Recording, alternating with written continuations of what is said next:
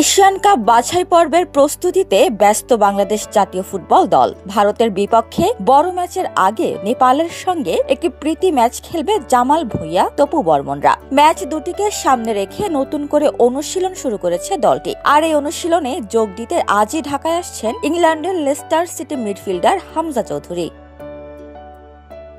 দলীয় সূত্রে জানা গেছে, সোমবার দুপুরে ঢাকায় পৌঁছাবেন হামজা, আর সমিত সোম আসবেন 11 নভেম্বর রাত 12টার দিকে। হামজা সোমবার দুপুরে ঢাকায় আসবে, সমিত সোমও 11 তারিখে যোগ দেবে। নেপালের বিপক্ষে হামজা খেলবে কিনা সেটা পুরোপুরি কোচের সিদ্ধান্ত।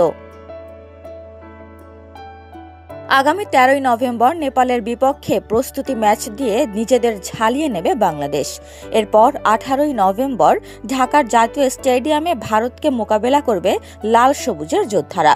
আশা, ইউরোপ ফেরত হামজার যোগদান নতুন শক্তি যোগাবে বাংলাদেশকে এশিয়ান কাপ বাছাইয়ের কঠিন লড়াইয়ে। বাংলাদেশ ফুটবলের এই দুই ম্যাচ হতে পারে বড় কিছু শুরু হওয়ার ইঙ্গিত।